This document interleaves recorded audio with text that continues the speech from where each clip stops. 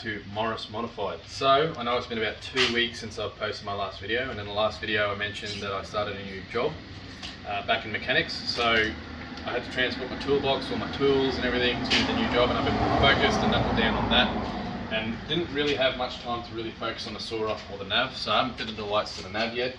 But I will be focusing on the soarer today, as I've pretty much got everything, hopefully, to get it running. So hopefully by the end of this video you'll see the soarer running and flushing. So as I said, I was going to flush the engine because of what we saw in the rocker cover. Now it wasn't too bad under there. I have seen much worse, especially on BMWs where they go 20,000 kilometers between services. But this is showing a little bit of neglect, and usually you would avoid flushing an engine. It can be quite harsh on the engine, especially the seals and stuff, and you may find after you flush an engine, you might find maybe your crank seals leaking and stuff like that. But this is an engine in the higher kilometer range, around 300,000, and as I said, this is most definitely going to be rebuilt, and I'm hoping that will be done within the next 6 months to a year. But I do want to get it running and on the road so I can do some testing and really get to know the car and find out where I really need to focus the money and dollars. So we've got a bit of engine flush here, and hopefully I'll flush it, and hopefully we see whatever comes out of the sump is not too bad that I have to pull the sump off, but we'll have to see. Best case is I pull the sump off, check the pickup, clean the pickup, and hopefully it's not too bad, but we'll see how we go. So I'll be flushing the engine after obviously I fit the turbo. So, sorry, I'm getting ahead of myself here. I've cleaned up this side of the engine. I'll just show you quickly. This is all obviously leaking from the rocker cover gaskets, so I'll be pulling the rocker covers back off and cleaning the baffles and everything else, and sort of giving a little bit of an inspection where the PCB system runs at the very top of the rocker covers. And I've just cleaned it down, so we'll be fitting the turbo now that I've got the gaskets. So transferring the exhaust manifold from the old turbo to the second-hand turbo, fitting that all up, fitting the exhaust. After that's done, I can then clean up the intake pipes, fit the new alternator which I've got, which is inside, and then hopefully she'll be running reliable enough that I can flush her for maybe 20 minutes hopefully. Well, you should be only flushing for about 10 minutes, but I want to give it a good flush and get it nice and warm. I want to check if the thermo fans are running, so that hence why 20 minutes roughly, and sort of see how she goes idling with all 6 running. So I've got to fit the new coil pack plugs. As you can see, one's missing, as I said in an earlier video when we first bought the car. So I've got all the new plugs and connectors here ready to go, new wiring as well, and hopefully we'll get a good test out of it. So I'm getting excited, but there's still a lot of work ahead. So anyway, we'll fit this turbo. After the turbo, we'll fit the alternator. We'll get it flushing. Hopefully at the end of this video we'll hear the nice 1JZ purr, and there will not be any full boost stabs just yet. I need to really focus on getting that T-belt done first. So after I flush it, hopefully I'll do the timing belt, and hopefully I can fit the new oil pump. But I'm a bit on the ropes about fitting a new oil pump to an engine that's a lot of sort of debris running around the engine at the moment. So we'll see how this flush goes. If the oil that comes out is not too bad, it's going to be very, very black, obviously, because you're running flush through it. But if it's not too bad after the next oil change, we'll fit the pump. So we'll see how we go. Let's get into it.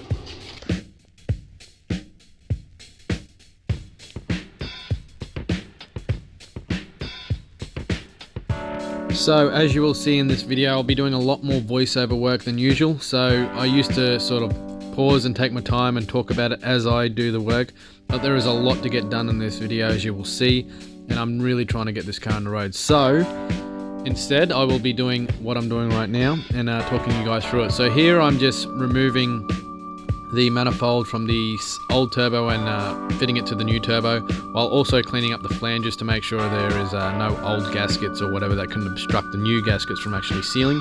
So yeah, as you will see, it's just sort of a bit of a process of removing bits and pieces and adding them back onto the second hand turbo before fitting them to the car.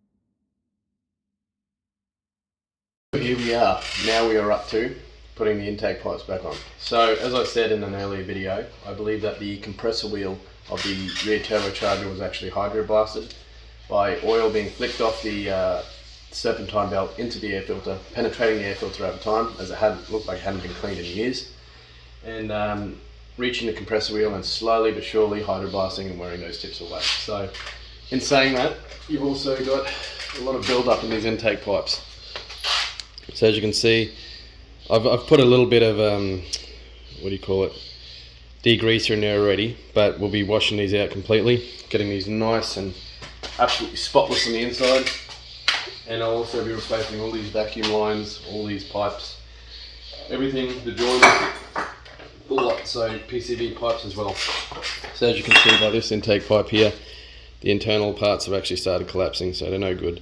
And I've actually got some silicone joiners to take their place. And yeah, a little bit more solid hopefully as well. We'll see how they go. But anyway, let's get into cleaning this.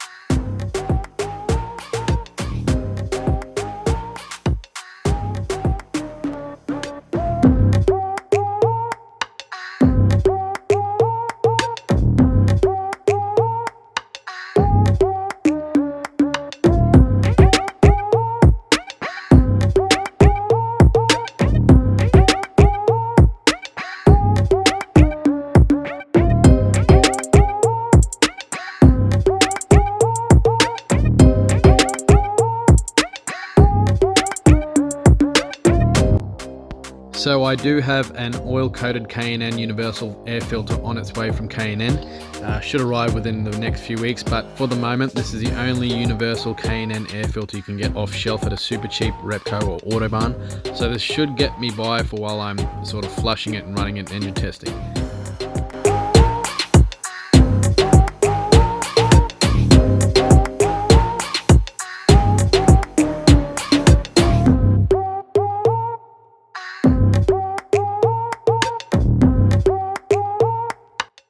So here I'm just coating the camshafts with a little bit of oil. It's just been sitting for a month, so I want to get something in there before I run it. And after this I will be turning over the engine before actually starting it. So here I look to remove the baffle plates, have a quick peek, and we found that they're actually not too bad underneath. So we're not going to remove the plates completely, as you will see. I'm just going to sort of Loctite these nuts and these bolts, and yeah, sort of put it back together.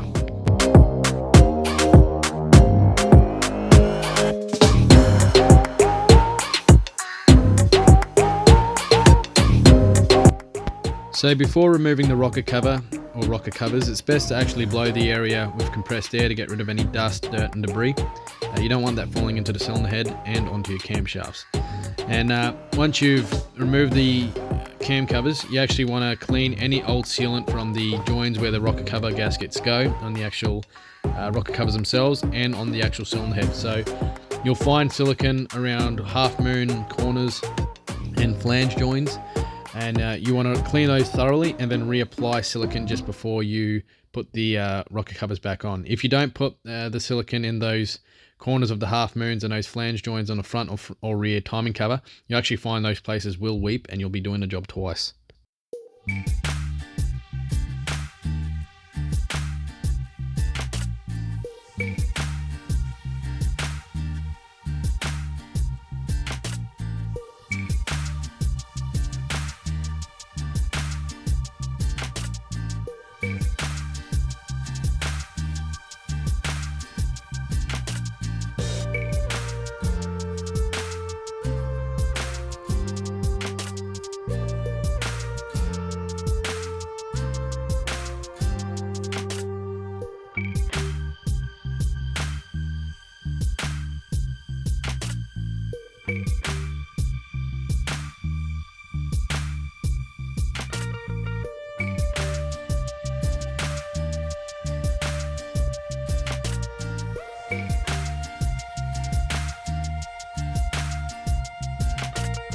So here I'm replacing the PCV hoses with silicone joiners that I got from Golby's. Obviously the one from the intake side to the rocker cover, then the joiner between the two rocker covers, and then the 8mm PCV pipe with the check valve to the inlet manifold.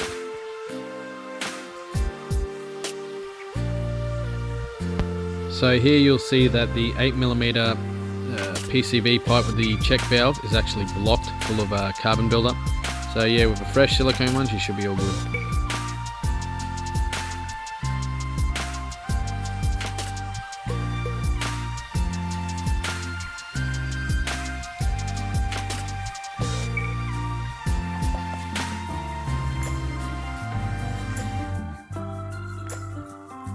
So here I'm fitting new spark plugs and new ignition coils. The coils that were on the car are actually odd, so they weren't actually an even set. I had a few red ones and a few black ones, so obviously not a matching set. And yeah, needed to be replaced. So nice fresh ignition coils and plugs to go in. We'll see the engine run a lot nicer.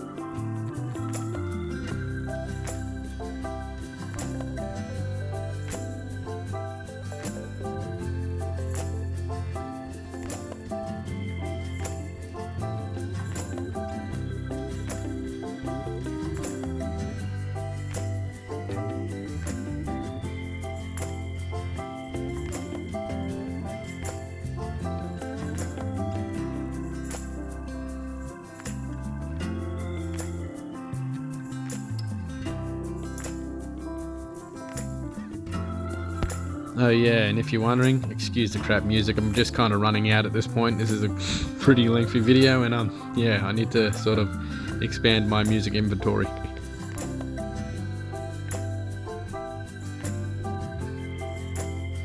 So as we need to do a timing belt and water pump anyway, we're just filling the system with water, trying to get as much in there as possible, just to sort of flush the system.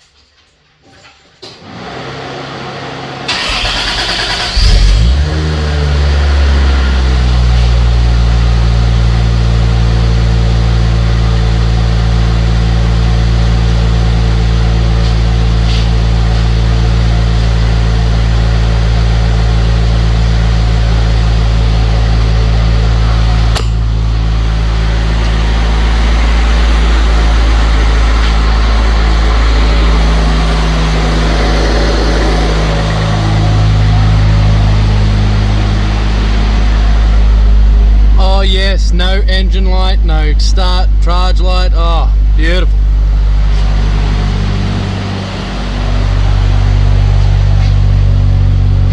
Bit of condensation. See what happens when she warms up.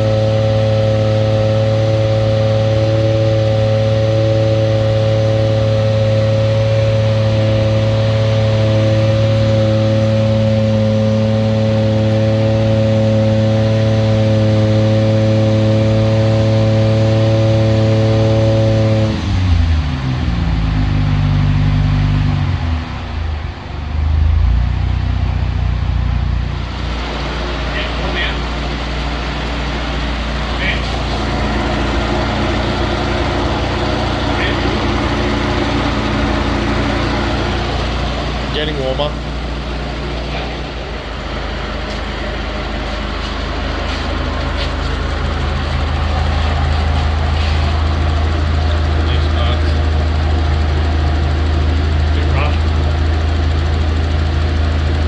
Oh no, it's not too bad.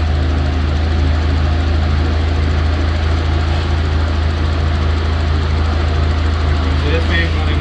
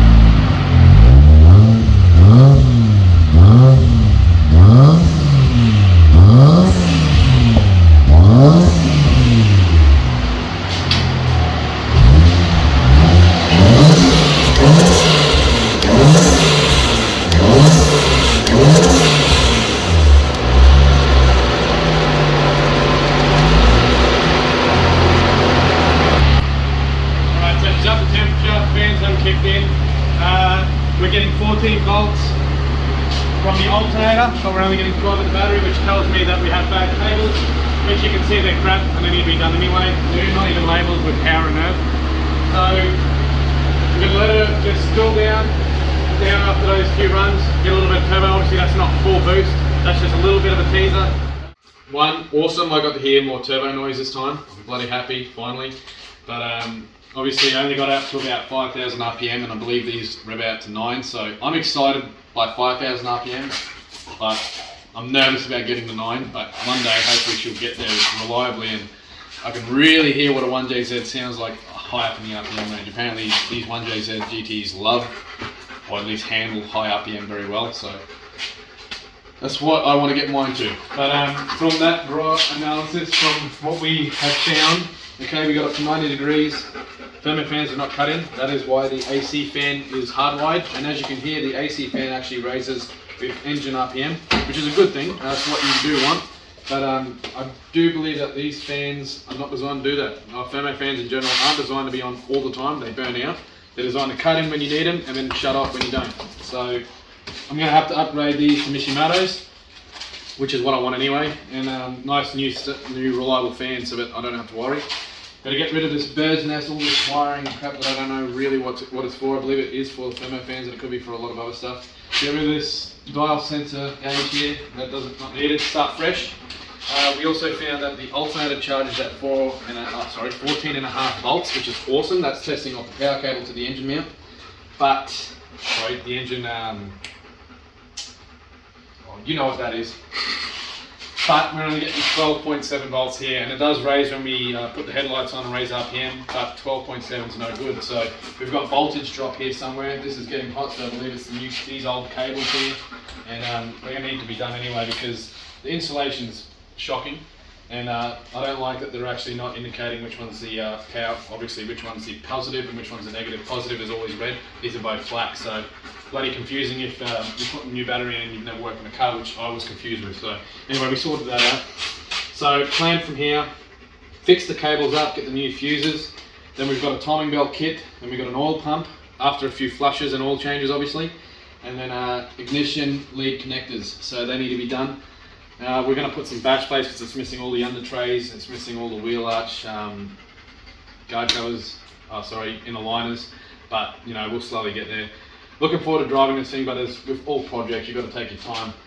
Another thing to note, you would have noticed a lot of smoke in the coming from the exhaust.